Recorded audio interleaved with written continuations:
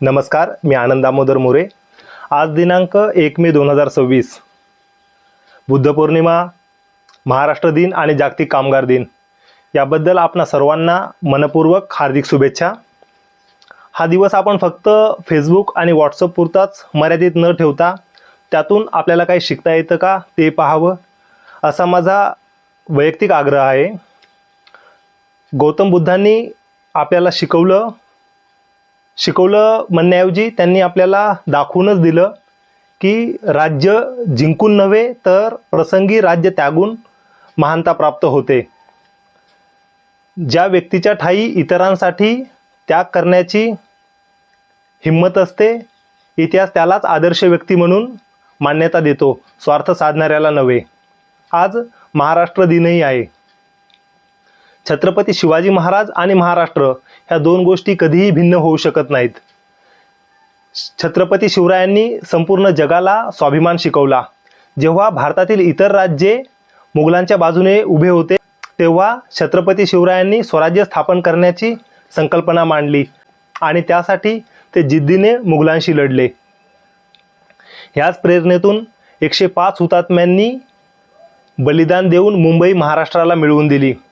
संयुक्त महाराष्ट्राच्या लढ्यात प्रबोधनकार ठाकरे, केशवराव जेधे, अण्णाभाऊ साठे, आचार्य अत्रे, सेनापती बापट, श्रीपाद अमृत डांगे यांनीही मोलाचे योगदान दिलेले आहे।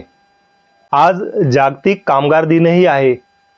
1886 साली अमेरिकेतील कामगारांनी कामाचा योग्य मोबदला, कामाचे 8 तास आणि कामावरील सुरक्षित वातावरण यासाठी आंदोलन केले होते आणि आपल्या मागण्या मान्य करण्यासाठी त्यांनी 1 मे रोजी देशभर संप पुकारला। या आंदोलनाला हिंसक वळण लागले आणि त्यात काही कामगारांचा मृत्यू झाला।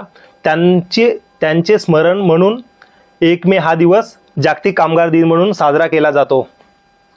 भारतात हा दिवस पहिल्यांदा 1923 साली साजरा करण्यात आला। प्रत्येक भारतीय कामगार दिनी डॉक्टर बाबासाहेब आंबेडकरांचं स्मरण करतो। त्याचं कारण असं की ज्या मागण्यांसाठी अमेरिकेतील कामगारांना संघर्ष करावा लागला होता त्या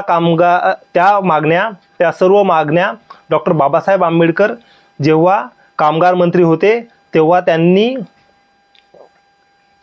कायद्यात रूपांतरित केल्या आणि सर्व भारतीय कामगारांना बहाल केल्या।